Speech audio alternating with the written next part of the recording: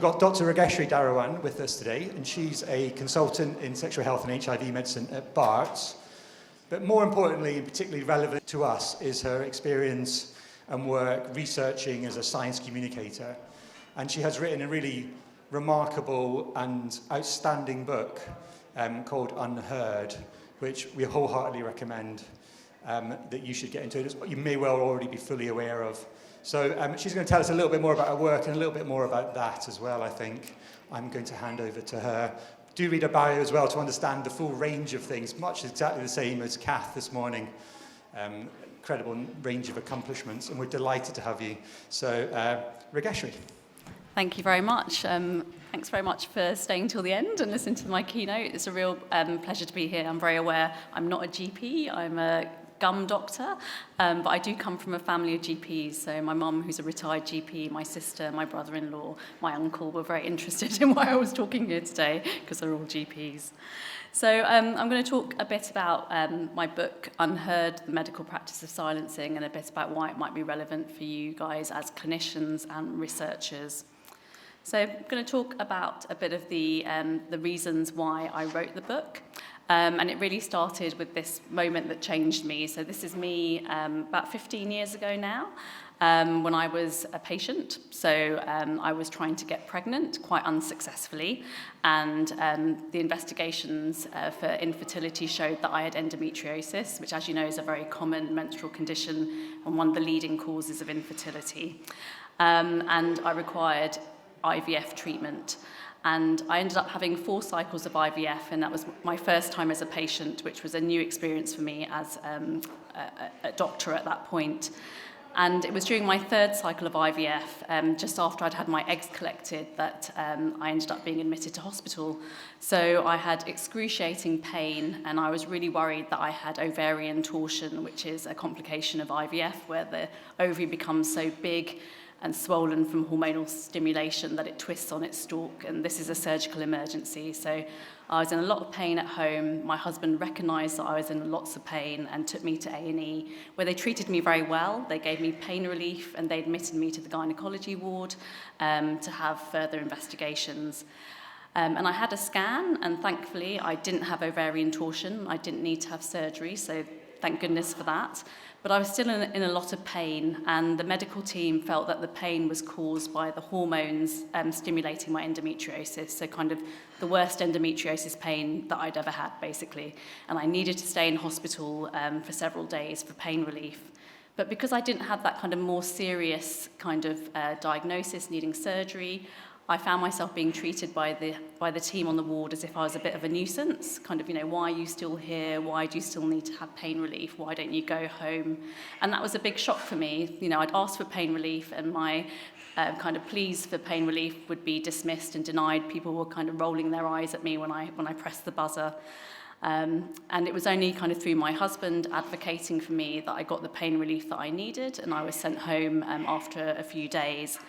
And when I got home, I really reflected on, why didn't I complain at the time? And what I also decided not to complain about my care when I got home as well. And that was because I didn't want to make more of a fuss. I just wanted to forget about it and get on with my life, basically. And then several months after this, I started to feel really guilty. I felt really guilty because I thought, if I couldn't speak up as a doctor, someone who understands how the NHS works, what happens to all the women after me who don't have the privileges that I have? I should have perhaps stood up for myself to improve patient care. And I felt like I'd been really silenced. So silenced at the time as a patient, but also silenced afterwards. And I was very lucky. As I said, I had my husband to advocate for me. I could speak English. I understood how the healthcare system worked. But this happened to me. What on earth happens to everyone else who doesn't have those privileges? So this was something that really made me think about, writing further about this. And it also really made me reflect on something that we often hear. So when patients experience poor care, they're often told to speak up and to shout for better care. But I really understood during my admission that when you're at your most vulnerable, when you're in hospital, when you're relying on the healthcare team to look after you, it's really hard to speak up. It's very, very hard indeed to stick up for yourself. So perhaps instead of relying on patients, to speak up for better care. Perhaps there's more that we can do in healthcare to listen to them and believe them when they ask for help. So that's one of the main reasons I wrote the book. But there's a couple of others as well, and there's this really amazing quote from the writer Arundhati Roy, which I actually found out after I wrote the book, but I think encapsulates a lot of the reasons why I wrote it. So she said in a speech about 20 years ago, "There's really no such thing as the voiceless. They're only the deliberately silenced or the preferably unheard." And this really made me think about the patients that I see. So I work in the East End of London. It's an area of real social inequality. So, you've got Canary Wharf, but around Canary Wharf, you've got housing which has high rates of overcrowding. We've got the highest rates of child poverty in Tower Hamlets. So massive social inequality. And I work mainly in HIV medicine. These are patients who are often ignored, not focused on in policy. They don't often get funding that they need. And these aren't patients that are voiceless. These are patients that are crying out for better care, but they are preferably unheard. So that was another reason I wrote the book. And the third reason I wrote the book was it's about listening. And I've now been a doctor for 20 years, and I know that despite my best intentions, I don't always listen to the best of my ability. I can't say that I listen and believe every patient equally, even though I really, really want to. And this book was really an exploration of why that is. What makes it so hard for us as doctors to listen and believe all of our patients equally?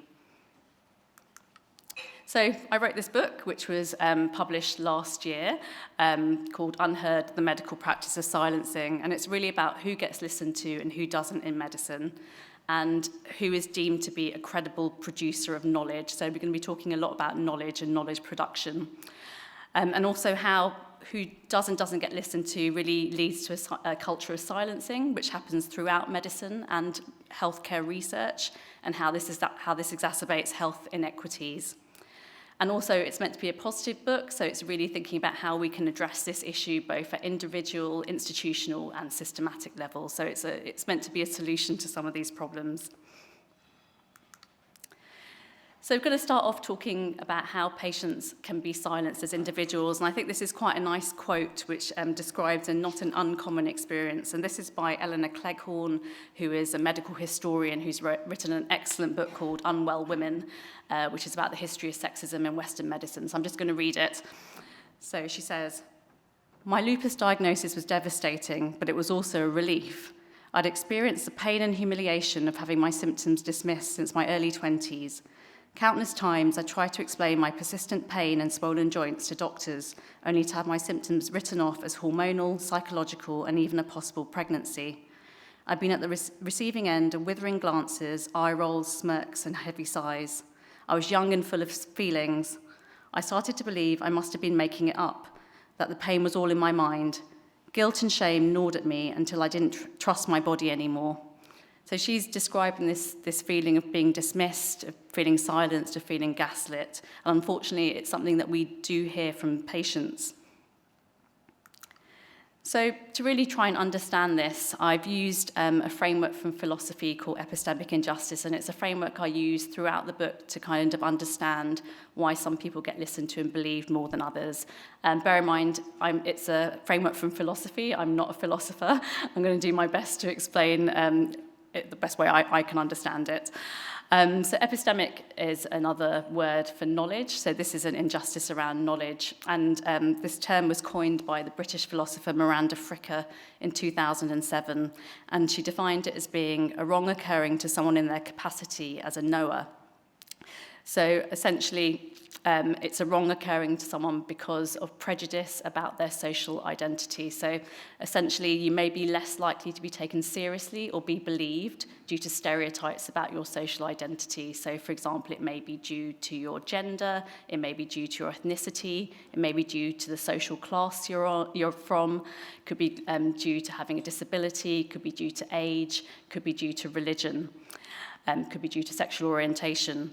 So essentially, you experience a credibility deficit because of prejudices about your social identity. So for me, perhaps I'm a woman of colour, so perhaps I'm less likely to be listened to or believed in some scenarios because of those reasons, stereotypes about being a woman of colour. And this kind of injustice happens to people who experience different types of social injustice as well. So this is just one type of injustice that they might experience. And Fricker came up with two types of epistemic injustice, testimonial injustice and hermeneutical injustice, but it's since been expanded by other philosophers to other types of injustice as well. So I'm going to talk about those two types and think about how they link to healthcare. So the first one is hermeneutical injustice, and this occurs when the experiences of marginalized individuals or groups are not understood by themselves or by others because those experiences do not fit any concepts known to them or to others. And this is due to the historic exclusion of groups from activities that produce these concepts. So for example, people are unable to communicate their knowledge. So in healthcare, they may not be able to communicate their knowledge to healthcare workers in a way that can be understood. So an example of this could be when you've got a patient who's trying to describe their pain to you, and they may be using terminology that you're not familiar with because it's not the way that we're taught to describe pain. So, we might be thinking, is this a sharp pain? Is this a dull pain? But the patient is explaining it to you in their own terminology, but it may not be terminology that we're taught, and therefore we may not understand, and they may not feel able to communicate their experience to you. So that's an example of hermeneutical injustice. And the second type I want to talk about of epistemic injustice today is testimonial injustice, which I think is very common. And Fricker describes this as occurring when a person's voice or knowledge is discounted or dismissed due to prejudice from the listener about their social identity. So this is what I was saying before about the speaker is less likely to be believed because of aspects of their social identity. So they encounter a credibility deficit. So again, it could be because of they may experience sexism, racism, ableism, ageism, homophobia, transphobia. All those things can mean they encounter a credibility deficit and are less likely to be believed than other people.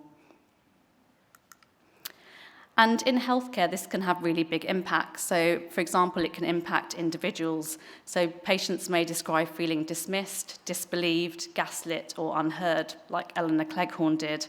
And this can lead to real harm. So if patients aren't taken seriously by their healthcare professional when they go with their symptoms to the consultation, it may mean they're more likely to have delayed investigations, a delayed diagnosis, and delayed treatment, which can really harm their physical health. And this can also really impact on the doctor-patient relationship. So it can increase mistrust. You're less likely to believe your doctor, or to trust your doctor, if you feel they're not taking you seriously. And it may lead to healthcare avoidance. You may be less likely to go back to your doctor if you feel, they're not going to listen to you. And it can also lead to this thing called testimonial smothering, which is coined by another philosopher, Christy Dotson, who says that when people are recurrently disbelieved or not listened to, they just stop talking. So they start to self-censor and they smother their testimony. And this has a big impact in healthcare because when we're in a consultation trying to get information from our patients, we really want them to tell them everything that's going on with them to us. We want to know that information. So if they don't feel they can speak up, if they feel silenced, then we're not getting all the information that we need to make the management plan that we want to. And they start to tell us only things that they think we want to hear. So they essentially become the good patient and don't tell us everything that's going on.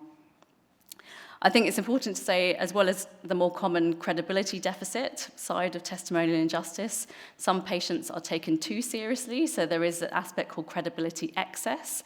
So people are taken very seriously when they speak, that they're always listened to. And this often happens to kind of well-educated, middle-class white men who speak, and their symptoms tend to be more likely to be taken seriously by their doctors. So this can lead to over-investigation and over-treatment, which in itself can also cause harm. So both the credibility deficit and the credibility excess side can cause harm in healthcare. And why is this important? Why is epistemic injustice important in healthcare? Well, it's a massive patient safety issue, and I think we see this all the time when we look at patient safety reports and investigations. So people describe not being listened to in healthcare, and I've given two examples here. So one is a report from the All-Party Parliamentary Group into Sickle Cell Disease, and it's called aptly No One's Listening, and it's a report into avoidable deaths in sickle cell disease, where patients, often due to racism, don't receive the care that they should for their sickle cell crises. And to give you an example of this is a really heartbreaking example. There was a young man called Evan Nathan Smith aged just 21, who died in a London hospital in 2019.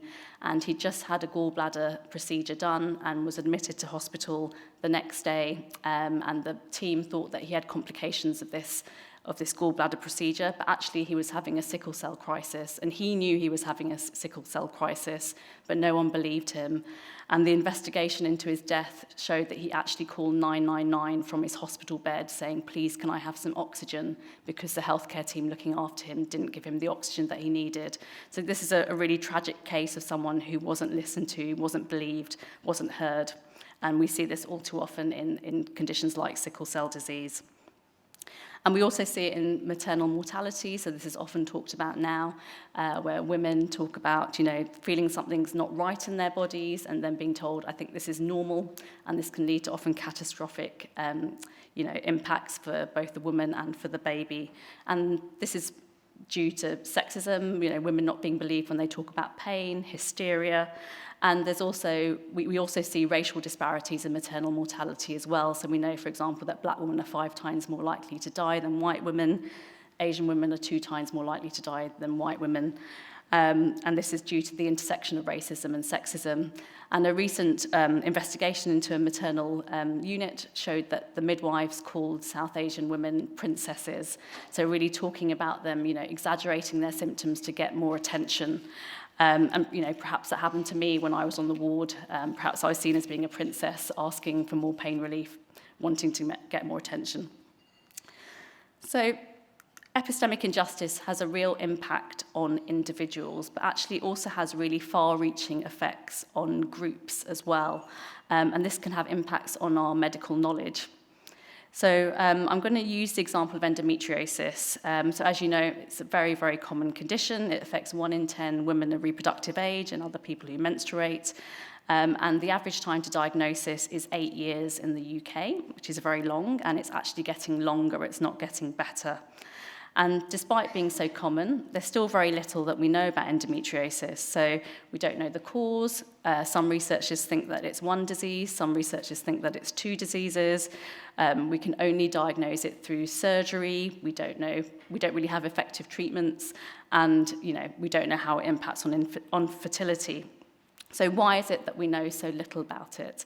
And, painful periods have been around for a long time. They were first documented in medical texts 4,000 years ago. So women have been talking about painful periods for a long time. So why does this happen? And we can see from many historical texts and analyses of this that over centuries, women's pain and concerns have been systematically dismissed. There's been the belief that, women's pain is all in their head, that it's hysteria that's causing their symptoms, and that actually an integral part of being a woman is being in pain, so it's part of what makes us. So this may help us understand why their symptoms have been taken less seriously. And we know that this still continues. We still hear about people going to their doctors and having their concerns about painful periods being dismissed. And this dismissal of women's concerns over centuries has led to endometriosis and other women's health conditions being less of a priority in policy and research, which means we actually have knowledge gaps now because that research hasn't been done. People haven't put the funding in to do the research, and it means we still don't know a lot about these conditions. And this is enduring. So in the UK, there's a health research gender gap, where despite 1/3 of women experiencing some kind of sexual reproductive health issue in their lifetimes, less than 2.5% of publicly funded research goes to this topic. So this means we have less knowledge about women's health conditions, and we have less knowledge of the human condition, essentially less medical knowledge about what it means to be human. So when patient groups aren't heard, we get gaps in our knowledge.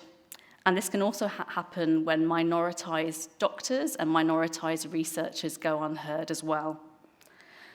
I think it's unlikely to be a coincidence that we're now seeing more research into sexual and reproductive health and women's conditions as the numbers of female doctors and female researchers go up. So I think there is a link there, and we know that traditionally medicine has been staffed by physicians who are male, and they've reflected kind of societal attitudes of the time. So we know there has been a gender bias to medicine and health research for a very long time.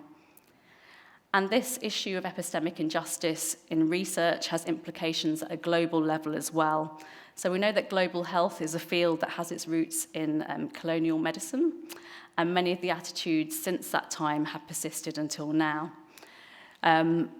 And people talk about it being a kind of a specialty of white saviorism still. So there is a Professor Madhika Pai, who's very well known in global health, wrote in a piece that, in short, global health is firmly centred on those with power and privilege and focused on their generosity and saviorism. So that's one aspect of global health that may come from colonial times. And when we think about epistemic injustice, we know that the knowledge produced by those in the global north is often deemed to be better valued and thought to be of better quality and more rigorous than the knowledge produced by researchers in the global south. So essentially, researchers in the global south experience a credibility deficit when it comes to epistemic justice. They're taken less seriously. And what this means in global health is that the global health research agenda is set by researchers in the global north who get to decide what gets researched. They get the funding for the research, they get published, they get cited, and they get credit for work that is done in the global south.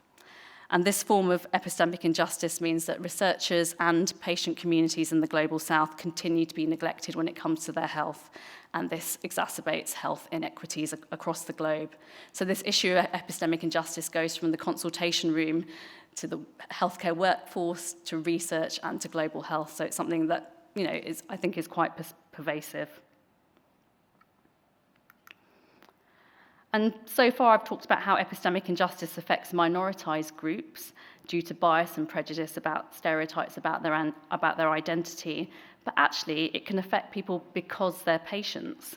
So this was theorized by philosophers Javi Carrel and Ian James Kidd, who have done a lot of work on epistemic injustice in healthcare. And they say that actually it's because you're a patient, you experience a credibility deficit. So patients suffer the stereotypes of being unable to be, being confused or being unable to communicate about their symptoms because of their condition. They're unable to be objective about their conditions because they are patients.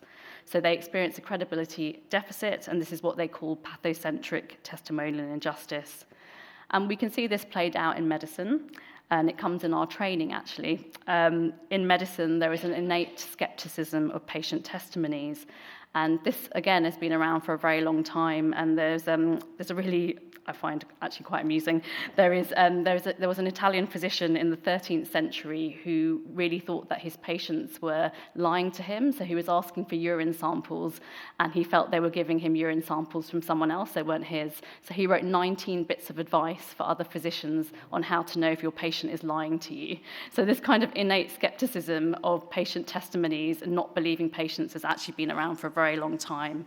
And it's ingrained in medicine. We see it in the language of medicine when we talk about patient denied, patient claimed. Are patients having to convince us about their symptoms, or, are we coming from that innate skeptical belief about them? They have to convince us for us to believe them. And this is particularly the case for people with so-called low-prestige medical conditions. So these are conditions that are hard to diagnose, perhaps because we have a lack of objective investigations or tests for them. So these are conditions where we can't just do a blood test to make a diagnosis. We have to rely on patient testimony, which is inherently could be, maybe unreliable. It's conditions that are hard to treat and conditions that are contested. So the kind of conditions I'm talking about are things like long COVID, ME, chronic fatigue syndrome, and fibromyalgia. So these are so-called low-prestige conditions. And these are conditions that, as doctors, we find very hard to treat. These are our patients we see as being difficult because they come in, they talk to us about their symptoms, and there's very little that we feel that we can do for them because we don't have the knowledge on how to treat them or maybe even to diagnose them.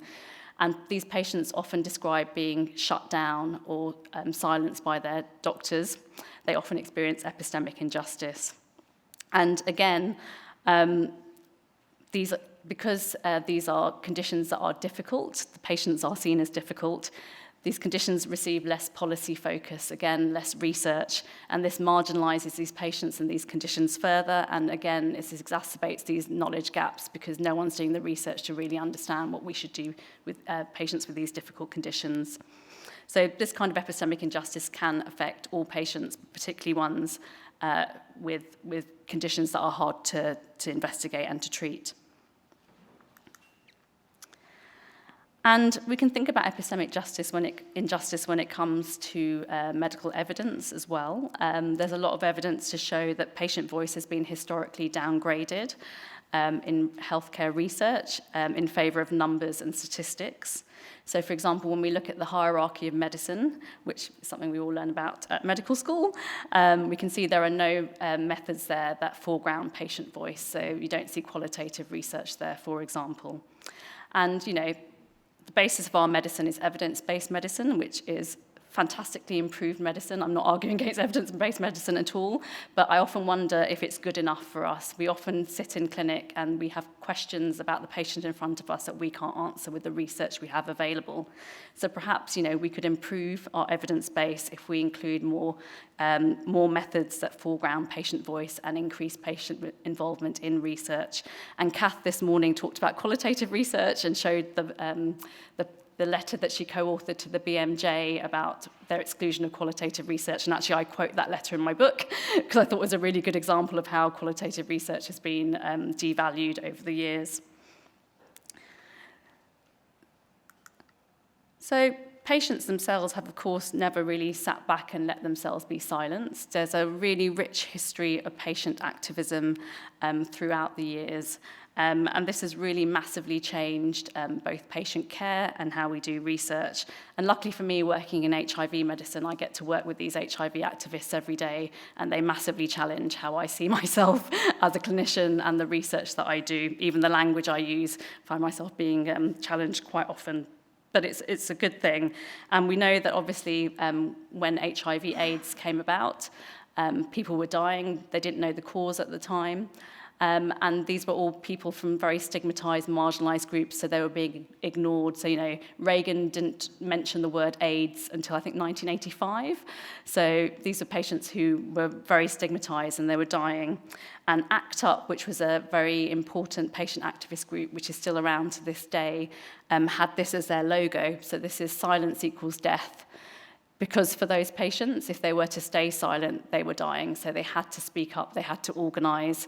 And their organization was done in different ways. So they did on-the-street protests. They did things like die-ins, where they pretended to be dead, to take up room. It was an amazing range of protests that they did, but they also managed to get inside institutions. So they started to be recruited onto drug trial committees, for example, started to be part of healthcare policy. So using those two bits of activism to really progress HIV research and drug therapy. And because of their activism, within 20 years, AIDS went from being a terminal condition to being a chronic condition, which is amazing, isn't it? For 20 years, for that to happen. And not only did they change how patient care and research is done, they really changed the concept of what a patient is. So what they did was they really showed the importance of lived experience and learned experience, and how patients themselves are hold a really important form of medical expertise. So we as doctors and researchers hold very important medical expertise that we learn, but patients have their own form of expertise, their lived experience that we should also value and should equally esteem along with ours. So throughout the book, I talk about amplifying voices, be that the voices of minoritized people, but also very much thinking of patients as being minoritized in themselves. So really thinking about how we can amplify patient voice. And I argue for doing this kind of throughout medicine and healthcare research. So for example, in medical education, so we're seeing more patients being involved, being brought in to speak to medical students, some being involved in kind of the design of medical curricula, bringing patients in for policy and service development, and in research as well, so thinking about, how can we recruit more inclusively to our drug trials. So I'm very lucky to work in the research department called the Share Collaborative, and part of our research, all of our research is around health equity, but in kind of the clinical trials bit of our research, we're now putting in targets. So we want to have 50% women in our drug trials. We want to have this many people of certain ethnicity, this many people of a certain age. So thinking about how can we recruit more inclusively so our drug trials are more representative of the patients we see. Thinking about how we can do more co-production with patients, more patient and public involvement. But it's not only just about amplifying patient voice. We need to do this in a way that's ethical. And if we don't, we can exploit patients and we can cause more harm. So if you think about, often patients are asked to come in and tell their stories, and they're always very moving, and, they move the audience. So the patient has told you about their trauma, hopefully for good. It might cause some change, but it's a reminder that we're asking people to recount their trauma again and again. So we need to make sure that they're, supported adequately for that. So that support could be pastoral support, so checking in with them, how are you doing, how did that go? But it should be about numerical support as well, so it's like remunerating patients, so recognizing that we're asking them to do work. It's knowledge work, epistemic work, so patients do need to be paid for the work that they're doing in whatever role they've got. They should also be trained appropriately, so they feel they're able to do the roles that we're giving them. And we need to make sure that we include diverse voices as well, so making sure, obviously everyone doesn't have the same opinion if they're from one minoritized group, so having a diversity of voices as well. And one common complaint from patients is that we give all these recommendations for service development, and they go, yes, thank you for that, and then nothing happens. So making sure we act on recommendations, that their work, showing that their work is worthwhile. So in summary, in the book, I talk about how medical silencing is a historical thing, but still remains very pervasive, and look at how by listening to the voices of the medically silenced, we can improve healthcare for everyone. So if we improve healthcare and research for the most marginalized, we're actually improving it for everyone. And this requires systematic and institutional solutions. So this is not about individual doctor blaming at all. It's about how we're trained, the institutions that we work in, and how we can make them better. And last month, I had an essay which was published in The Lancet on this issue, and they very kindly put a quote from the essay on the front cover, which I'm just going to read, which kind of, I think, summarizes it quite well. So, at the core of patients not being heard is the unequal power dynamic between doctor and patient. Each holds a different form of expertise. It is vital that we combine this expertise and collaborate. So if we want best health outcomes, we need to combine our expertise and equally value it. So I want to end by thanking you for listening. Really appreciate your time. My book is Unheard, The Medical Practice of Silencing. It's available hardback, audiobook, Kindle, ebook, coming out in paperback soon. So yeah, thank you very much.